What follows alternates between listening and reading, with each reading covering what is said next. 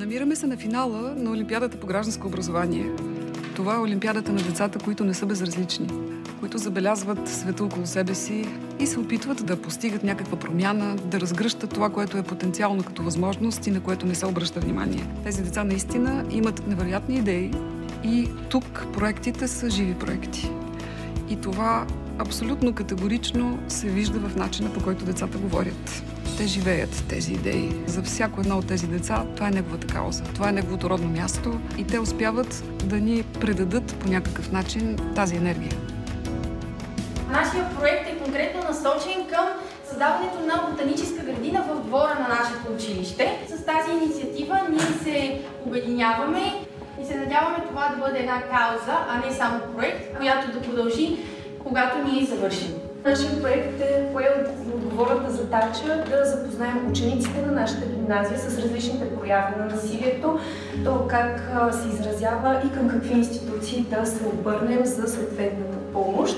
Заедно работихме върху сексуалното кибернасилие срещу жени и момичета. Проектът се казва "Не си сама". Една на всеки 10 жени преживява това нещо. Това са много жени не само от България, но и по света. Мислим с моят екип, че този проект е една мъничка стъпка, която ще доведе до наистина огромни положителни резултати.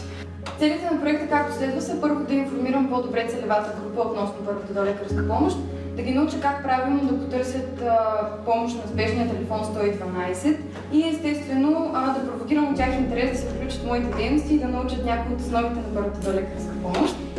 Щом искаш промяна, трябва да отделиш време, енергия и сили, за да участваш в нея. Кое е най-важното при мотивацията на доброволците според вас? Желанието да видиш резултата от твоето действие. Как си помогнал на усмивките на децата, на хората, които са си помогнат. Конфликтът, който се развива в Украйна, е засегнал над 7,5 милиона деца до момента. Повечето от тези деца са принудени да оставят родината си, да оставят близките си, да оставят образованието си. Ние искаме да помогнем, бъдейки съпричастни, да намерят новооткрита мотивация за образованието си, да не забравят, че това е тяхно право и да се чувстват комфортно, да помогнем да ги интегрираме в тази нова, може би, враждебна за тях среда, която е непозната. Проектите са страхотни и на човек му се иска да даде страшно много подкрепа на тези проекти, в които има много енергия, много автентично желание за промяна. Най-вълнуващото наистина е да застанеш и да си говориш с тия деца и да се опиташ да разбереш какво им носи на тях проекта, който са направили в, да кажем, един защитен дом. И децата казват: ами аз отивам там няколко пъти и после съм щастлива. И ти седиш и си викаш, гледаш си тук на страхнените ръце и си викаш, това е, просто за това го правим. Може би най-впечатляващото е желанието им да помогнат, желанието да бъдат полезни. Много се говори за емпатия. Ние видяхме на живо тази емпатия. Наистина се опитват да се зададат сериозно въпроса как ние, с нашите възможности, можем да помогнем на тези хора, които са толкова различни от нас. Как това различие не е проблем, а е възможност и как то е взаимно обогатяващо. 16-то издание на Националната олимпиада по гражданско образование се организира в Силистра, в средно училище Вапцаров. Силистра е място, където гражданското образование наистина е приоритет. То е подкрепено институционално и е живо. И за това тук.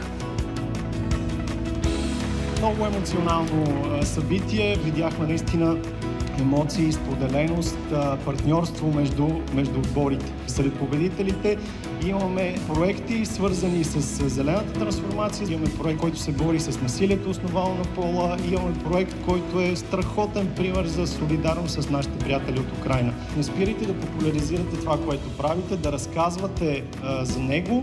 Не забравяйте тази искра наистина. Благодаря много. Един човек да подкрепиш и това се заслужава. За мен абсолютно има значение какво един човек успява да даде на един друг човек, дори това да е само един индивид среща.